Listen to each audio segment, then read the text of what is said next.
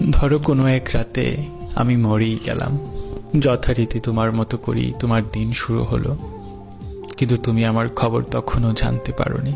জানবে কি করে? বরাবরের মতোই আমাদের মনোমালিন্য চলছিল। সকালবেলা কেউ টেরই পেল না আমি নেই। সবাই ভাবলো রাত জেগেছে হয়তো, ঘুমাক আর একটু। সকাল পার হয়ে সূর্য যখন মধ্য গগনে, এবার কারো কারো মনে হলো এখনো কেন উঠছি না আমি। দুপুরে রান্না না হলে বাড়ির সবাই খাবে কি?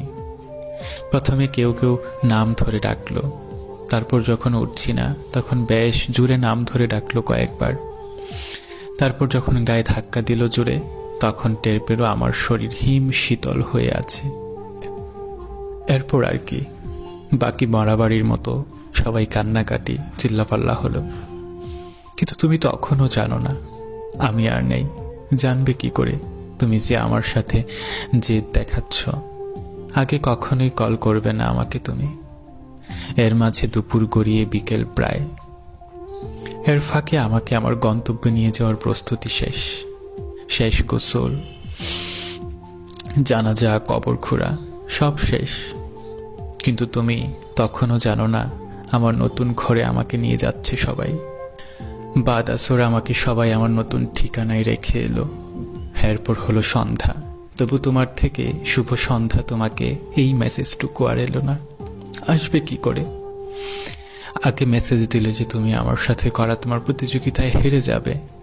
সন্ধ্যা পার হয়ে রাত হলো, তুমি রাতের খাবার একাই খেয়ে নিলে।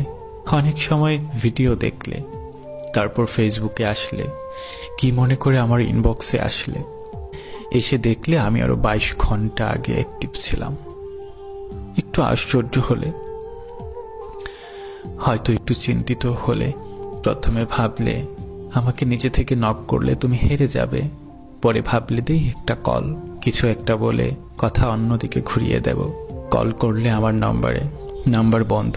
আবার করলে, আবার অনেকবার চেষ্টা করলে, বেশ কয়েকবার করলে, কিন্তু নাম্বার বন্ধ দেখাচ্ছে। এবার তোমার একটু ভয় লাগলো, অসুস্থ হলাম কিংবা কোনো দুর্ঘটনা হলো না তো। তারপর আমার অনেক বেশি কাছের একজনের নাম্বারে কল করলে, বেশ কয়েকবার কল করলে। রিং হওয়ার পর রিসিভ হলো।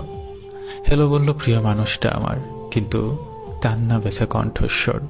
তুমি একটু জুড়ে বললে কি হয়েছে, আমাকে খুঁজলে। ওপাশ থেকে জানিয়ে দেয়া হলো আমি আর নেই এই পৃথিবীতে।